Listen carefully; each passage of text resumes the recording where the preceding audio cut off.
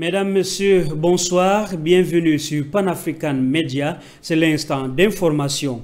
À la une, pénurie de carburant au Cameroun, les prix de transport interurbain dans les villes de Yaoundé et Douala revus à la hausse. Depuis près d'une semaine, les Camerounais vivent un véritable calvaire, difficile de se rendre au lieu de service à l'heure voulue. Le coup de pinceau de la rédaction à suivre dans ce journal. Sommet des chefs d'État de la CEDEAO sur la situation du Niger, la demande des autorités nigériennes de lever des sanctions post-coup d'État snobées une fois de plus par les pays membres de cette organisation ouest-africaine hier dimanche, alors qu'ils étaient au sommet du 10 décembre à Abuja. C'est tout pour le titre, le développement grand format dans un instant.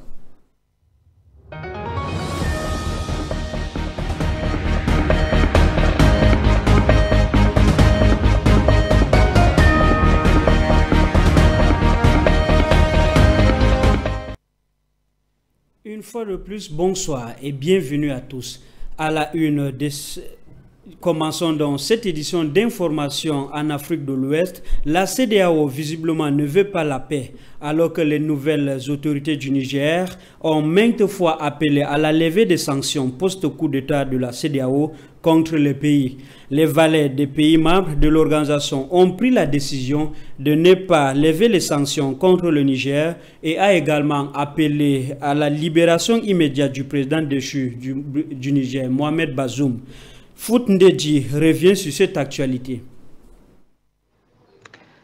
La CEDEAO creuse sa propre tombe. Elle semble pressée d'aller retrouver son ancien compagnon de sale besogne dans les poubelles de l'histoire. Illustration, le communiqué final issu de la 51e session de médiation et de sécurité au niveau ministériel, l'organisation qui respire à la solde de la France. Il est écrit que le CNSP a jusqu'au 24 décembre 2023 pour indiquer son acceptation de la période de transition. En cas de refus, la CEDEAO maintiendra toutes les sanctions imposées au Niger, y compris le recours à la force. Le Conseil de la CEDEAO a donc recommandé à la conférence des chefs d'État et de gouvernement d'imposer au Niger une transition de courte durée, conduisant au rétablissement de l'ordre constitutionnel.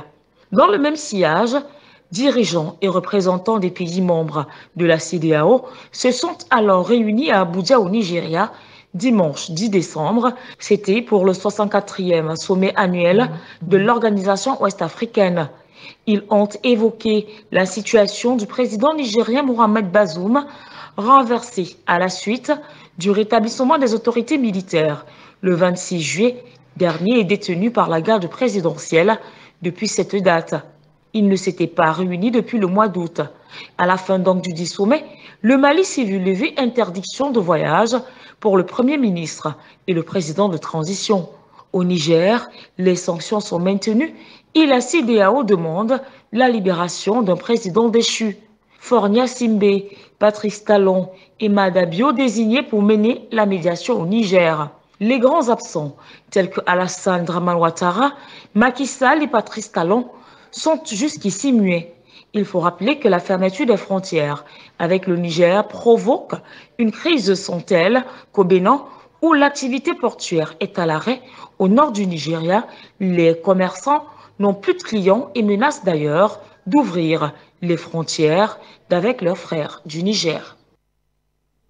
Et puis, pendant ce temps, le Conseil national pour la sauvegarde de la patrie, déterminé à rompre les liens avec les colons d'hier. Le général Tiani est confiant. Il n'y a pas de négociations qui tiennent avec les ennemis du progrès et surtout de la libération du Sahel. Lors d'une interview accordée à la télé Sahel, il a fait savoir qu'accéder à des fonctions imminentes ne signifie pas pouvoir disposer à sa guise des finances publiques. Les deniers de l'État sont un bien précieux qu'il faut protéger avec probité. Selon l'homme fort du Niger, les autorités dénonceront un à un tous les accords qui ne répondent pas aux intérêts du Niger. C'est un summum de découvrir que ce sont les pauvres qui payent les taxes les plus chères. Tout est dit, le pays ne payera donc plus à l'avenir. Au Mali, fin de mission de la MINUSMA, les rideaux sont tombés. La mission de l'ONU au Mali, MINUSMA, a officiellement clos ce 11 décembre 10 ans de déploiement, constat fait par Pan-African Media. Illustration, la mission onusienne a descendu le drapeau des Nations Unies sur son quartier général proche de l'aéroport de la capitale Bamako. Sa porte-parole Fatoumata Kaba l'a d'ailleurs confirmé.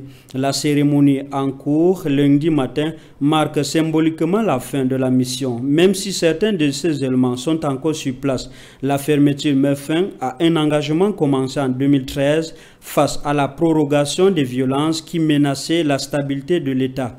Elles ont depuis gagné le centre du pays et les voisins sahéliens du Burkina Faso et du Niger, faisant des milliers de morts civils et combattants et déplaçant des millions de personnes. En français facile, la MINUSMA a failli à sa mission. Au Burkina Faso, la fête nationale 2023, le capitaine Traoré met en garde les repos du gouvernement.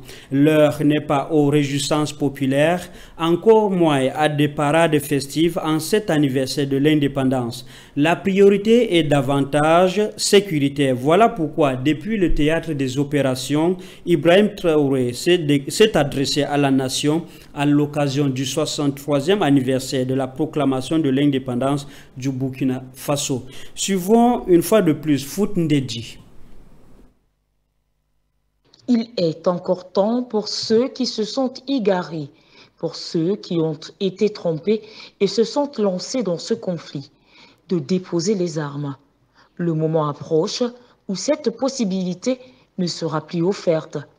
C'est en ces termes, depuis le théâtre des opérations, que le chef de l'État, le capitaine Ibrahim Traoré, s'est exprimé à ses compatriotes. J'irai aussi mettre en garde les valets locaux de l'impérialisme qui sont à l'arrière, ici avec nous, à l'intérieur du pays comme à l'extérieur, de changer de fusil d'épaule. Parce qu'il est temps qu'on arrête et qu'on puisse voir dans la même direction et agir pour que le Burkina puisse recouvrer la paix. Nous n'allons plus dérouler le tapis rouge à ces valets locaux parce qu'il y a un temps à toute chose. Rouge à ces valets locaux à toute chose. Rouge à ces valets locaux parce qu'il y a un temps à toute chose. Parce qu'il y a un temps rouge à ces valets locaux parce qu'il y a un temps à toute chose. Parce qu'il y a un temps à toute chose. Parce qu'il y a un temps à toute chose. Rouge à ces valets locaux. Toutes nos excuses pour la qualité du son. Rendons-nous à présent en Afrique centrale pour parler précisément de la présidentielle en République démocratique du Congo. Le candidat Félix Tshisekedi est arrivé à Goma, dans l'est du pays, le 10 décembre 2023, dans le cadre de sa campagne électorale pour les élections générales du 20 décembre prochain. Dans un meeting au stade Afia, Félix Tshisekedi a fait une série de promesses sur l'enseignement de la sécurité. Écoutons notre correspondant Amou Christian Imani depuis Kinshasa. Dans un meeting organisé au stade Afia de Goma, le président Tshisekedi a vanté ses réalisations au cours de son premier mandat, notamment la gratuité de l'enseignement primaire, la construction d'infrastructures et la lutte contre la corruption. Sur le plan économique, il a appelé les Congolais à valoriser la monnaie congolaise, les francs congolais, pour faire face à la hausse du taux d'échange. Le dollar, ce n'est pas une monnaie congolaise. Le dollar est en train de se renforcer parce que nous négligeons nous-mêmes le franc congolais. Nous devons montrer notre patriotisme en mettant plus de confiance dans le franc congolais. Au-delà, le candidat président Tshisekedi a dans son discours fait une série de promesses sur l'enseignement et la sécurité. Sur l'enseignement, il a promis prolonger la gratuité jusqu'au niveau des études secondaires. Nous avons commencé avec la gratuité de l'enseignement primaire. Au cours du deuxième mandat, je m'engage à apporter la gratuité au niveau du secondaire. Le candidat numéro 20 a également promis de tout faire pour pacifier l'est de la RDC en mettant hors d'état de nuire les groupes armés, notamment le M23 et les ADF. Je vous promets que ce combat va continuer et nous allons débarrasser notre pays des terroristes du M23 qui sont emmenés par leur leader Paul Kagame. Nous allons mettre fin à leur règne barbare, au terrorisme qui a endeuillé le peuple congolais pendant des dizaines d'années. La campagne électorale va prendre fin le 18 décembre 2023. Le président Tshisekedi est confronté à une forte opposition, notamment de la part de Moïse Katumbi, l'ancien gouverneur du Katanga. Et dans le même sillage, le président Félix Tshisekedi qualifie Paul Kagame du Rwanda d'un Hitler du XXIe siècle. Lors de son meeting de campagne à Bukavu, près de la frontière rwandaise, Félix Tshisekedi déclare que son homologue Paul Kagame a des objectifs expansionnistes. D'autres précisions, c'est dans ce reportage. Paul Kagame est la personnalité politique dominante du Rwanda depuis la fin du génocide de 1994, au cours duquel environ 800 000 personnes ont été massacrées par ces extrémistes hutus ciblant la minorité tutsi. M. Tshisekedi, en campagne pour sa réélection, s'exprimait lors d'un rassemblement à Bukavu, près de la frontière rwandaise, et dans son discours, il a qualifié son homologue rwandais d'un Hitler en Allemagne au temps du nazisme. Le dirigeant de la République démocratique du Congo a porté ses attaques rhétoriques contre son homologue rwandais à un autre niveau en le comparant à Adolf Hitler. En rappel, la République démocratique du Congo est à moins de 2 semaines des élections générales. Malgré les tentatives visant à réprimer la violence qui ont inclus des accords de cessez-le-feu et la présence de troupes régionales et de l'ONU qui partent maintenant, l'insécurité règne toujours dans l'est du pays.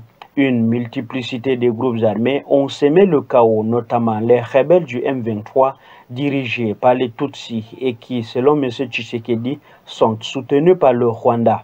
Le M23 s'est emparé du territoire congolais, forçant des centaines de milliers de personnes à fuir leur foyer. Pour Antoine Félix Tshisekedi, candidat à sa propre succession, son homologue rwandais se comporte comme Adolf Hitler avec des objectifs expansionnistes.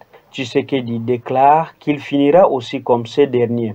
De tels discours, il l'a tenu par le passé et le président rwandais a toujours rejeté cette accusation. Pour Paul Kagame, le groupe rebelle dans l'est de la République démocratique du Congo, les FDLR, dirigé par les Hutus, est considéré par le Rwanda comme une menace non seulement pour la RDC, mais également pour son pays, le Rwanda. Parlons de toute autre chose à présent. Eh bien, la diplomatie nous intéresse. La Guinée équatoriale et la Biélorussie entendent cheminer ensemble. Ils ont signé une feuille de route pour le développement de la coopération jusqu'en 2026. Déclaration faite de la visite, lors de la visite du travail de M. Loukachenko en terre africaine. Écoutez une fois de plus le récit de Foot Ndedji. Malabo et Minsk sont en harmonie. La Guinée équatoriale et la Biélorussie ont signé la feuille de route de leur partenariat pour 2024-2026 dans le cadre d'une visite officielle du président biélorusse Alexandre Loukachenko à Malabo samedi 9 décembre. Le document organise de nombreux partenariats entre les deux pays, à savoir coproduction industrielle, livraison d'équipements biélorusses et leur maintenance, agriculture, santé publique, production de médicaments, vente d'équipements médicaux, sylviculture, pour ne citer que cela. Selon M. Loukachenko, Minsk est prêt à partager ces technologies et à aider la Guinée équatoriale à former des spécialistes. Au total, les deux pays ont donc signé une quinzaine de documents. Loukachenko s'est dit convaincu que les équipements automobiles, routiers, de construction, de lutte contre les incendies et d'exploitation forestière de la Biélorussie seront demandés lors de la mise en œuvre des tâches fixées par les autorités de la Guinée équatoriale en vue d'améliorer les indicateurs socio-économiques et d'améliorer le niveau de vie de la population. Le président bélarusse vient donc ainsi de renvoyer l'ascenseur à son homologue équato-guinéen. Teodoro Obiangema Batsoko avait effectué une visite à Minsk, c'était en septembre dernier, voyage au cours duquel il avait dénoncé le diktat des multinationales occidentales, tiennent cher à la Russie, principal allié de la Biélorussie.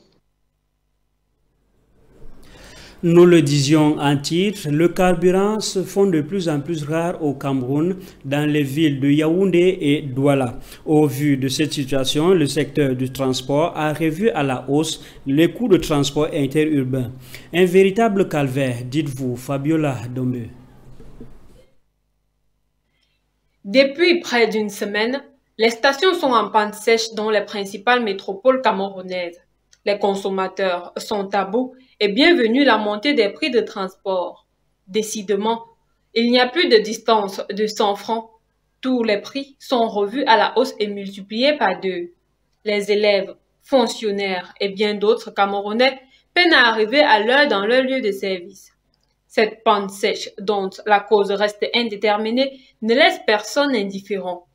Et certains profitent de la situation pour avoir gain de cause en multipliant les tarifs préalablement demandés. Rappelons que le problème des carburants au Cameroun et en Afrique en général est un sujet majeur qui inquiète les peuples dans son immense majorité. Un véritable paradoxe au vu de ce que le continent africain regorge d'énormes réserves de pétrole sur son sol. Pourtant, ces différents pays sont presque tout le temps en panne sèche. Que cachent ces pénuries de carburant dans les pays africains? La question reste toujours sans réponse. Pour d'autres, la pénurie des carburants reste une réelle volonté politique des décideurs politiques, un plan machiavélique visant à déstabiliser les pays africains et à s'accaparer des ressources naturelles. Tout compte fait, c'est un véritable coup dur pour les Camerounais de voir ce phénomène perdurer. Et les politiques doivent absolument résoudre ce problème pour préserver l'unité et l'intégrité des différents territoires camerounais.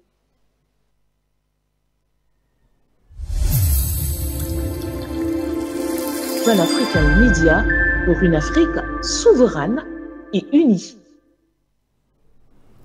Parlant du sport, dans ce journal, vers le retour de Youssef Belaïli, sa dernière convocation en sélection nationale d'Algérie remonte à mars 2023. Youssef Belaïli, 31 ans, pourrait à la surprise générale disputer la CAN 2023 en Côte d'Ivoire. C'était annoncé depuis quelques semaines. Cette information a été confirmée par la Gazette du Fennec. D'après le média algérien, le milieu de terrain du MC Alger a été contacté par la Fédération algérienne de football pour envoyer son passeport. Les démarches administratives seront entamées dans l'optique du visa d'entrée en Côte d'Ivoire pour la CAN 2023. D'après la même source, Belaïli ne sera pas le seul joueur évoluant dans le championnat algérien à être appelé. Le défenseur central Zinedine Belaïd et le gardien Oussama Bembot à l'USM Alger seront également dans le groupe de Fennec. Des sources affirment que Djemal Belmadi va dévoiler une liste élargie de 55 joueurs le 17 décembre 2023. Le sélectionneur algérien a jusqu'au début janvier 2024 pour transmettre la liste définitive de 27 à la CAF.